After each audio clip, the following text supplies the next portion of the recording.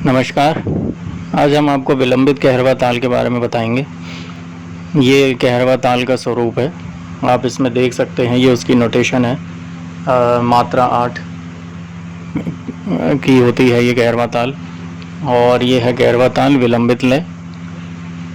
और ये विलंबित क्यों होती है, इसका क्या कारण होता है कि इसमें अवग्रह आते हैं हर मात्रा के बाद। तो इसमें जो इंडिकेट कर रहा है एरो, आप ये देख रहे हैं, तो उसमें जो एस है, ये एस नहीं है, ये है अवग्रह। तो हर मात्रा के बाद एक अवग्रह आने से इसमें जो है समय बढ़ जाता है, तो इसकी वजह से ये विलंबित कहलाता है। और जो आप देख रहे हैं नोटेशन, बिल्कुल ऐसा ही आप अपनी नोटबुक में उतारिएगा। और ये है कहरवा ताल का प्रकार विलंबित लय में। तो जब भी हम विलंबित लय किसी सॉन्ग के साथ बजाते हैं तो उसमें हम इसी तरह के बोल लगाते हैं। तो ये भी आप अपनी नोटबुक में लिख लीजिएगा। किसी विद्यार्थी को अगर आप सिखाते हैं या खुद बजाते हैं तो आप ये देख सकते हैं। और इसके बोल हैं धागे तिट तिन तिन ता ता धिन धिन। ठीक है, दूसरे विभाग में भी यही है।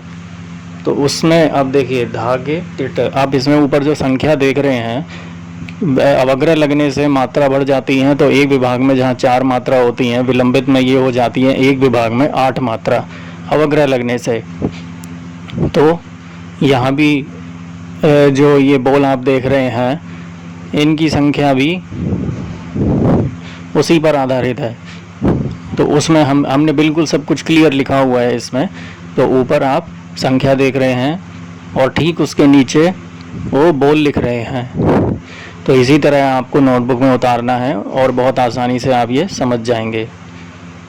इसके बाद हम विलंबित लय बजाते हैं जब, तो हम फिर उठान भी लगाते हैं सबसे पहले। तो आप चाहे कहरवा ताल बजाते हैं, ठेका भी बजाएं, तो आप जब विलंबित बजाते हैं तो उसमें सबसे पहले आपको उठान लगाना है। तो उठान जो है वो कहरवा ताल, जब आप कोई भी कहरवा ताल से संबंधित गाना या फिर कोई भी गीत अगर आप करते हैं, कोई राग भी, कई तो ऐसे गज़ल भी हैं जो कहरवा ताल पर हैं विलंबित में, तो उसकी आखिरी जो मात्रा होगी, आखिरी 2 मात्रा, मतलब 7 और 8, तो आपको 7वीं मात्रा से ये शुरू करना है, ये उठान, समझे? ये आपको 7वीं मात्रा से शुरू करना है, तो ये द्रुत में जाएगी। तो आप देख सकते हैं इसमें उसमें एक मात्रा में 4 मात्राएं हैं, तो हमने लगाया भी हुआ है। तो ये 2 मात्रा हैं, तो 2 मात्रा में 4-4 मात्राएं आ रही हैं, बोल लिखे हुए हैं। तो इस तरीके से आप इसे नोट कर सकते हैं, ऐसा का ऐसे ही। ठीक है, ये है। अब हम इसे बजा कर देखेंगे। तो ये है विलंबित कहरवा ताल। इसके बोल बहुत आराम से देखेंगे आप और बहुत आराम से सुनेंगे, ध्यान से सुनिए।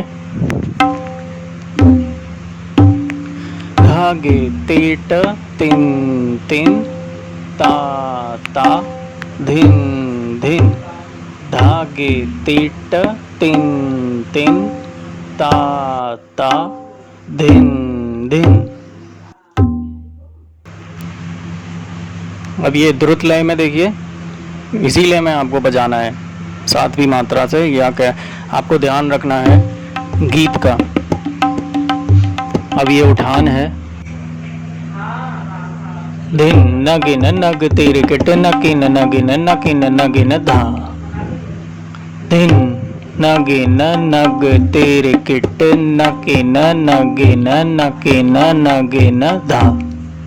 ठीक है, ये हैं इसके बोल। फिर से देखिए, ध्यान से सुनिएगा, नोट कर लीजिए इसको। बट इस तरह स्लो नहीं बजाना है आपको। ये तो मैं स्लो करके आपको इसलिए दिखा रहा हूँ क्योंकि ताकि आप इसका एक एक बोल नोट कर सकें और देख के समझ सकें, जबकि बजाना इसे उसी गति में है जैसे पहले बजाया था, द्रुत में।